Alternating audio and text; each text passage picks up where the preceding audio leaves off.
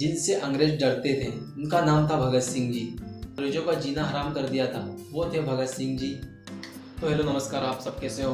तो 15 अगस्त 1947 को हमारा देश आज़ाद हुआ था। इस आज़ादी के पीछे बहुत से क्रांतिकारियों ने अपनी जान गंवाई और अपने योगदान दिए।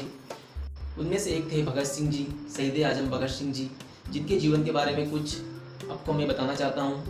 भगत सिंह का जन्म एक सिख परिवार में हुआ था। भगत सिंह को बचपन से ही क्रांतिकारियों की बुक्स पढ़ने का बहुत शौक था और वो बचपन से ही देश के लिए कुछ करना चाहते थे। जब भगत सिंह ने कक्षा पाँचवीं तक की शिक्षा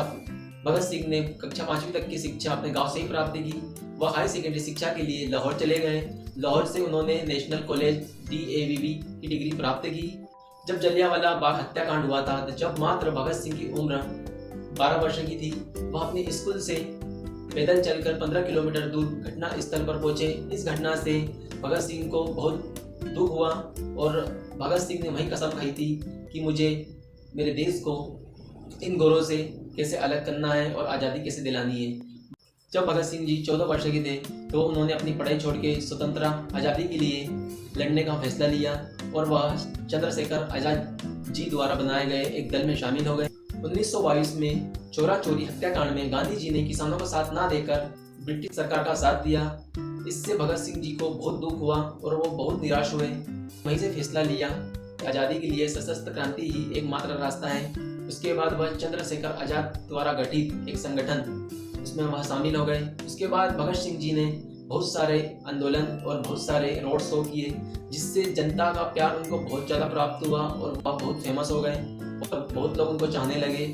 और भगत सिंह जी बहुत फेमस हो चुके थे। भगत सिंह जी बहुत पढ़े लिखे व्यक्ति थे, उनको 3 से 4 भाषाएं आती थी। अंग्रेजों ने फैसला ले लिया था कि मुझे देश के लिए समर्पित होना है, मेरा जीवन देश के लिए है, इसके अलावा मेरा कोई जीवन नहीं है, ना घर ना परिवार, बस देश को आज़ादी कैसे दिलानी है, बस इसमें उनका पूरा जीवन और उसमें पूरा दिनचर्या जाता था।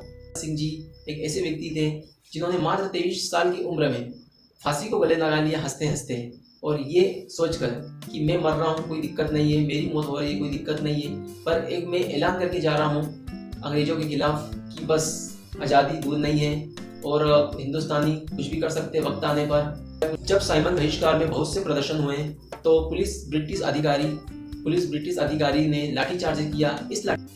लाला लाजपत राय की मौत हो गई और लाला लाजपत राय वही दल के हिस्सा थे जिस दल में भगत सिंह जी थे।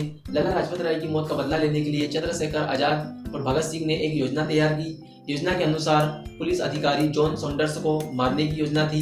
योजना के अनुसार भगत सिंह जी, जयगोपाल और राजगुरु और चंद्रशेखर आज़ाद को अंजाम देना था। लाहौर कोतवाली के सामने भगत सिंह जी और राजगुरु टहल रहे थे।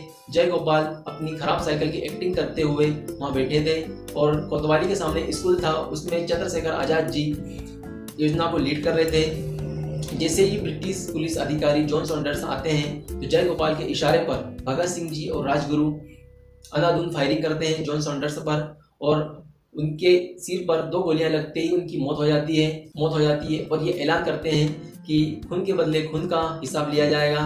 और ब्रिटिश सरकार में भगत सिंह का खौफ पैदा हो गया और भगत सिंह जी को गिरफ्तार करने की योजनाएं बनाई जा रही थी ब्रिटिश सरकार के द्वारा, पर ये योजना अभी तक नाकाम रही क्योंकि भगत सिंह जी बहुत बड़ा नाम बन चुके थे।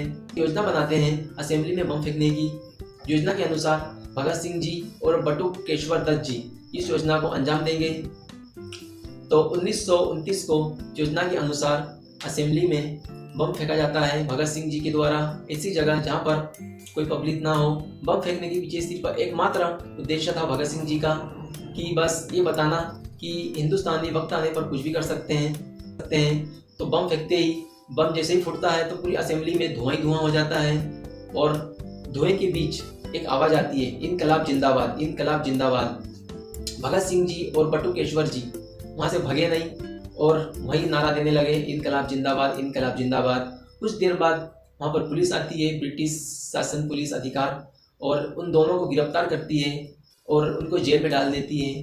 भगत सिंह जी ने बम फेंकने से पहले ही बता दिया था अपने दल को कि इस घटना में जो भी मुझे सजा मिलती है मुझे स्वीकार है। भगत सिंह जी को पीएस की धारा 120 के तहत अपराधी सिद्ध किया गया है। 7 अक्टूबर 1930 को अदालत द्वारा भगत सिंह जी को, राजगुरु और सुखदेव को फांसी देने का आदेश मिलता है। और मैं तो उनको भगवान मानता हूँ, क्योंकि किसी इंसान को फांसी हो रही थी और उनका वजन 2-3 किलो ज़्यादा निकला, तो फिर लोग तो फांसी की टेंशन में 2-3 किलो और कम हो जाता है, पर उनको इतनी खुशी थी कि देश के लिए मैं शहीद हो रहा हूँ, तो उनका वजन बढ़ा ना कि घटा। ऐसे इंसान को तो मैं भगवान ही कहूँगा और कुछ नहीं कहूँगा। और भगत सिंह ऐसा नहीं चाहते थे कि उनकी फांसी रुके।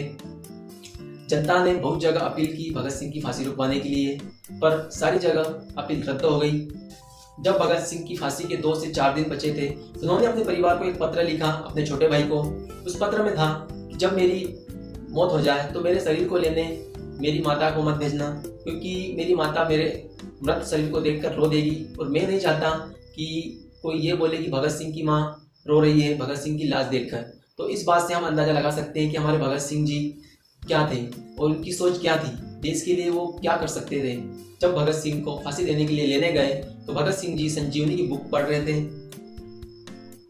और जैसे पुलिस अधिकारियों ने बताया कि आपकी फांसी का वक्त हो चुका है, तो भगत सिंह ने मुस्कुरा कर ये कहा, रुकिए साहब, एक क्रांतिकारी दूसरे क्रांतिकारी से मिल तो लें। उसके बाद 1 मिनट तक किताब पढ़ी और उसके बाद किताब को छत की ओर उछाला और बोले, लो चलो अब मैं चलता हूँ। ये बोलकर हंसते हंसते और गीत गाते गाते वो फांसी की ओर चल दिए गए।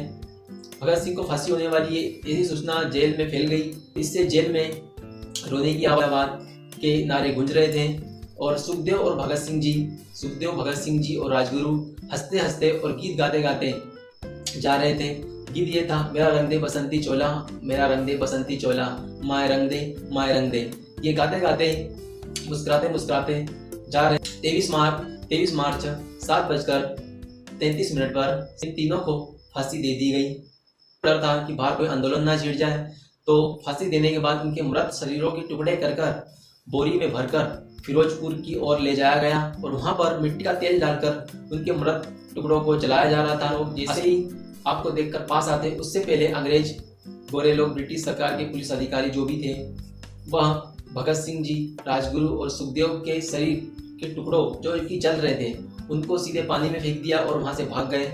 गांव वाले जब गांव वाले पहुंचे तो उन टुकड़ों को पानी से बाहर निकाला और विधिपूर्ण अंतिम संस्कार किया भगत सिंह जी, राजगुरु और सुखदेव जी का।